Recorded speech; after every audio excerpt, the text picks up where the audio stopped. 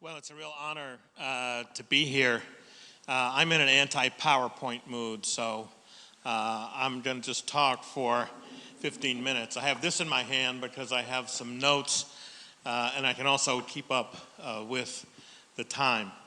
It is a great honor to be here. I've been to several of the conferences in Berlin. It's my favorite one to go to, so thank you very much for having me. I want to talk a little bit about a book I'm trying to finish. You know, you never really finish a book, you just abandon them at the publisher. So I'm trying hard to abandon this one soon. It's called pretentiously Business, the New Story, because I actually think that there is a new story of business that's being written, that it's past the tipping point, and that even in the US, there's no going back to that.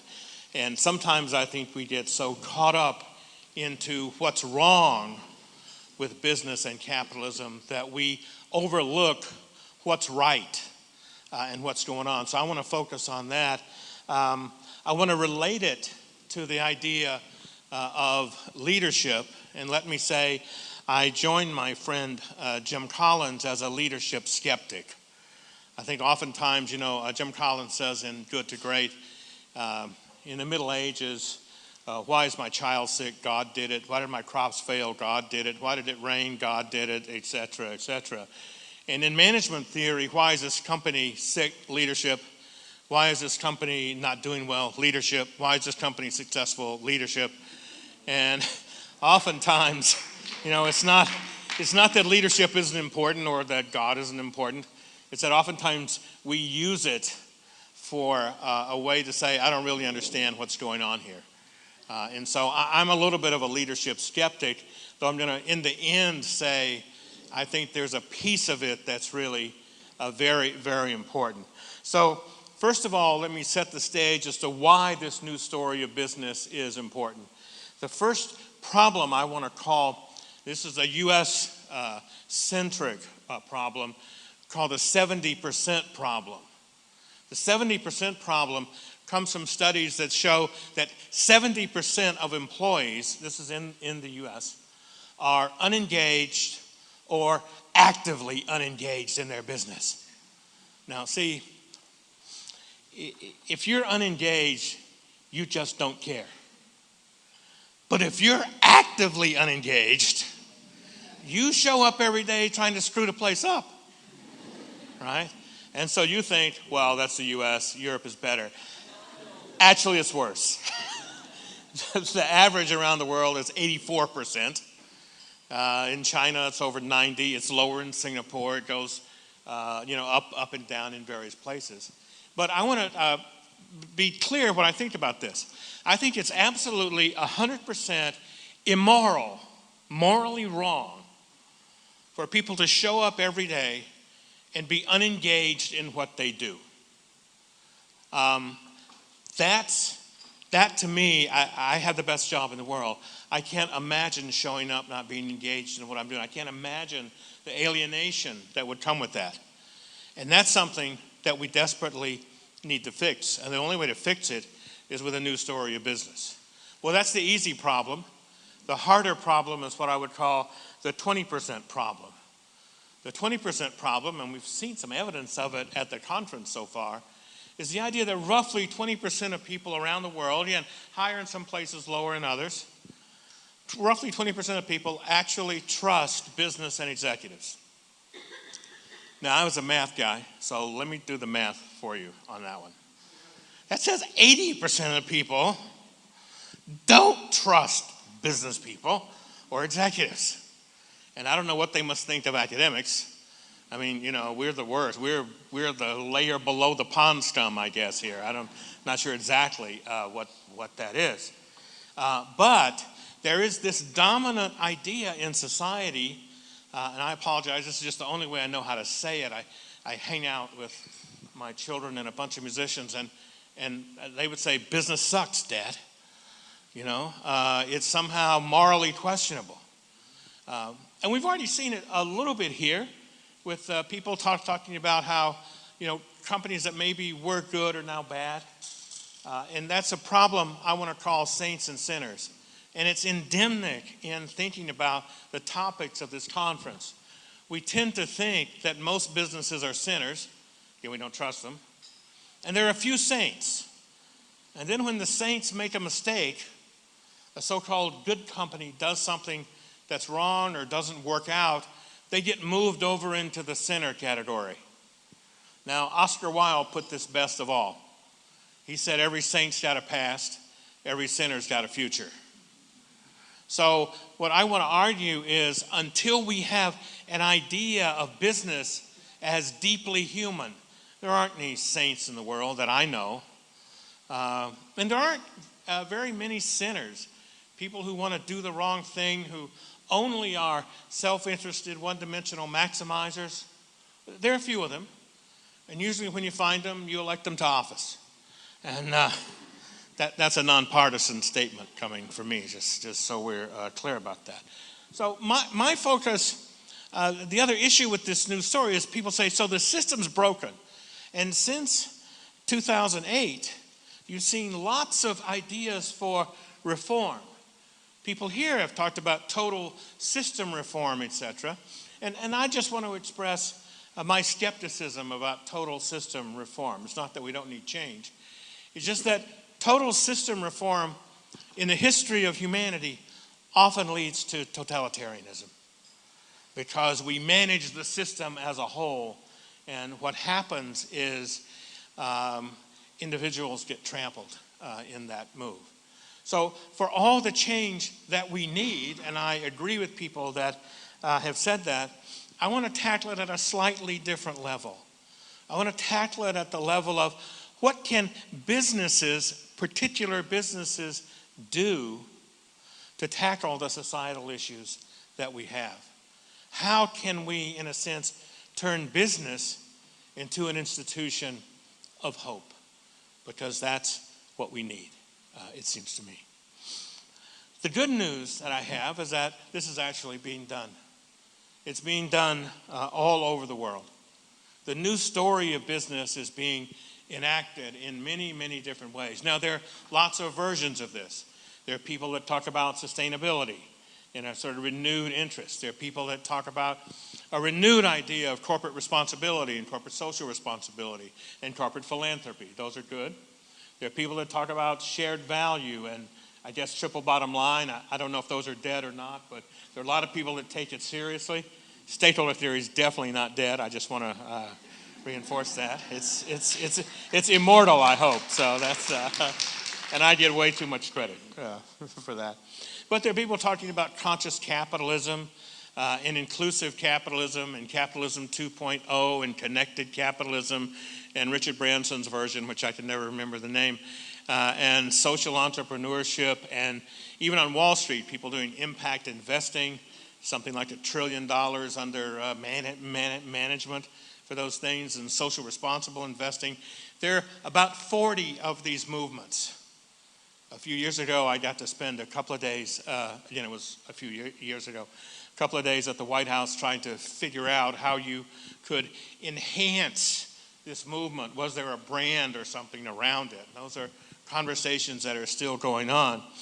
But instead of doing the typical academic thing of trying to argue which one of these is right, how do we really think about sustainability, or how do we really think about responsibility? What we're trying to do in this new book is simply to say, what are the key ideas of these things? What are the kind of key ideas around which this revolution is happening? And then let's let 1,000 models bloom and see what happens. If I've learned anything in working with companies over the last 40 years, it's that there isn't one way to run a business. There isn't one way to run a business well. There isn't one way to run an ethical business. There are some ideas which I think these proposals for reform have in common. And I want to talk just briefly about these four and then try to connect them to the theme of the Conference of Responsible Leadership. The first idea I would say is that whatever happens, we know, and there's no going back, that purpose, values, and ethics are central to our understanding of business. There's no denying that anymore. And every business that I know is grappling with either rediscovering what their purpose is or trying to figure out how to make it real. Purpose, values, and ethics, those things don't live on the values card or on the easel sheet or on the mouse pad. Those things live in the systems and processes of our companies and how we treat each other every day. The idea that the purpose of business is just to make money is a little bit like the idea the purpose of life is to make red blood cells. I got to make red blood cells to live, but I don't know a soul who wants the epitaph on their tombstone to be made red blood cells, right? Profits are important, on the other hand. Look, I can't live without red blood cells. Companies can't live without profits. And let's give our finance colleagues the benefit of the doubt. They can't live without profits at the weighted average cost of capital. And so, which is always around 10% or so, though it's a complicated formula. Purpose, values, and ethics are central to this news story. Of course, stakeholders are central to this news story. We've got to see the unit of analysis as how do we create value for customers, suppliers, employees, communities, and the people with the money, and maybe some others. This seeing stakeholders as central is not just seeing civil society. It's about understanding the very basics of the business model. The third idea is that businesses are set and embedded in society. They're not in some mythical free market land. You know, it's not the sort of thing where, you know, once you go through the metal detectors in airports, calories don't count anymore. You're in the sort of magic calorie-free land. That's a lot like thinking about free market land. Businesses are embedded in society. We have to look at them together with governments, with NGOs, with our educational system, with healthcare, with other institutions in society. There's no end. In addition to being embedded in society, of course, they have to be embedded in the real world, the natural world. And those things have to be a part of this new idea. And finally, human beings are complicated. We're not one-dimensional economic maximizing machines. As anyone who's ever had a child or who's ever been in love knows, that is not what human beings are. We are capable of great acts of kindness and love and loyalty, and we're capable of great acts of cruelty, etc. We are complicated human beings. Whatever wins the day, if you like, in this new story of business, I think those will be the ideas that are in the center. And let me say, they are at least as important as profitability. And so with that in mind, what does this mean for thinking about leadership? Well, there are at least three basic ideas that connect leadership and ethics. And that's in part what I want to talk about. I'm not going to try to sort out the 400 models of leadership. I once had a group of PhD students who I gave the task of doing that. And they read all this academic literature, or a lot of it. And their answer to me was, well, the only thing people seem to agree on is leaders are tall. And this was pretty unsatisfying to me as sort of short, stubby person.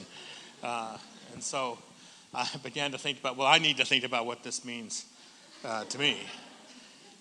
One way to connect ethics and leadership is through something I would call the amoral leader. Amoral, not immoral, amoral. And that idea says, look, you just can't connect leadership and ethics. Leadership's about getting things done. And leaders get things done. And we don't have to worry about the ethics of it. It's about getting things done. If you ask people to write down the names, first two names of leaders that come to mind, they'll write down the names of people that get things done. Some of those people are pretty nasty people. They got stuff done, but it involved murdering millions of people, or it involved really doing some things that we should have absolutely no hesitation to label as wrong. On this view, we talk about effective leadership, not ethical leadership. If ethics is relevant at all, maybe we can judge the outcome. from afar, from some absolute set of principles. So this idea of amoral leadership, you see it in a way in lots of leadership scholarship, where people are just trying to describe what's going on and are very hesitant to try to judge how ethics works. This is based on an idea I've called in other places the separation fallacy of separating business and ethics, right? Well, the second way to connect ethics and leadership is to think about what I would call the values-based leader.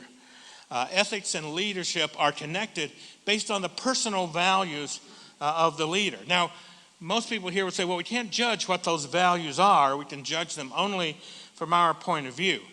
There's an infinite number of books of leadership lessons from X.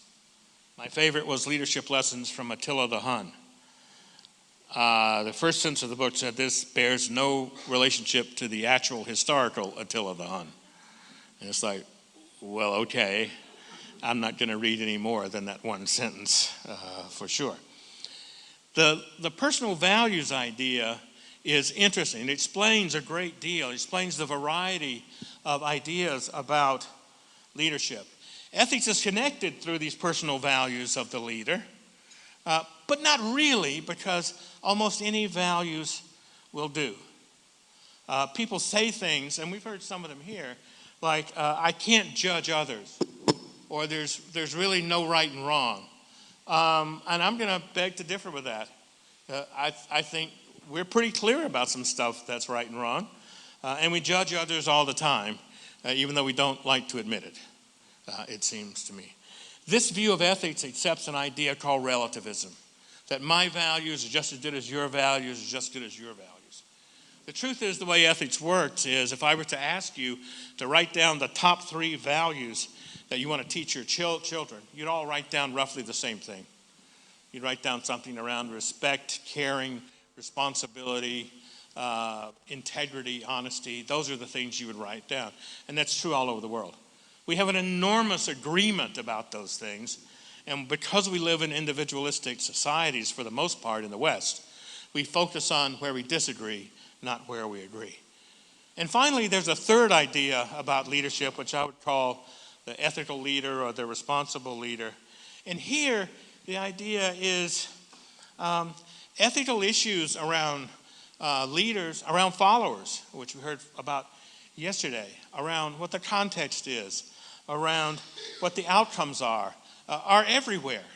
There's no place from which we can't escape thinking about ethics and value. And here, let me just be clear, because I know ethics has different meanings for people. I mean this in the broadest possible sense, right? Thinking about how what I do affects you and what you do affects me. Ethics is pervasive in this idea and has to be front and center. Ethics and leadership are connected via principles, via consequences, via the set of relationships we're enmeshed in, via our character. And as a whole, ethics and leadership are connected via narrative. When Martin Luther King says, I want my children to grow up in a world in which they are judged by the content of their character rather than the color of their skin, he's telling the story about what we can be. He's telling an identity story about how we can live. Connecting ethics and leadership is to embody and tell these kinds of stories. I think responsible leaders do several things. I've often said, look, as a leader, you don't really need to make a lot of decisions. Well, you maybe need to make decisions about who you hire. That's about 100% of what you do. And the rest is trying to figure out what conversations you want your organization to have. As a leader, if you can figure out the conversations you want your organization to have and frame them in ethical terms, that's about all, it seems to me, you need to do. Responsible leaders lead conversations that are explicitly about ethics and values, and they're committed to thinking about leadership by choice, not by authority, not by position. I know too many executives, and especially executives at universities, who think they're great leaders because people do what they tell them. I then refer them to Stanley Milgram's obedience experiments, and how powerful systems of authority are. And to think about leading by choice is a little bit different. Ethical leaders look for feedback.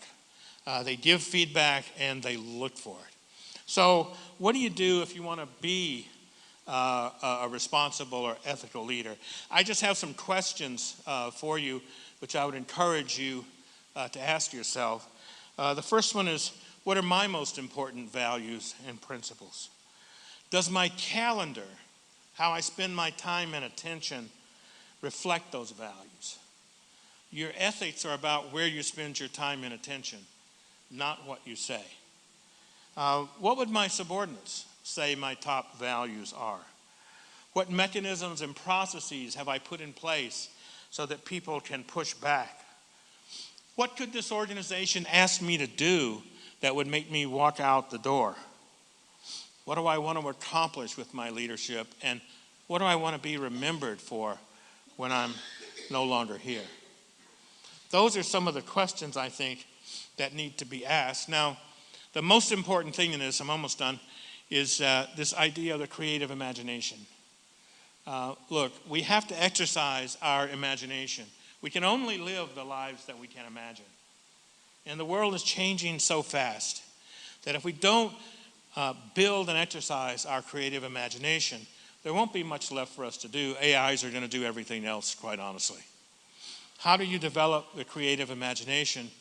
You think about leadership through theater, through fiction, through the arts, through music.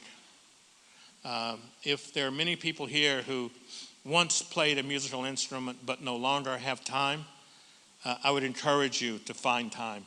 We know it changes your brain. It allows you to think more creatively. It allows you to put together and think about ideas like how we put ethics and leadership together. And it only takes 15 minutes a day. I guarantee you, if you start playing music for 15 minutes a day, it will change your life. So what?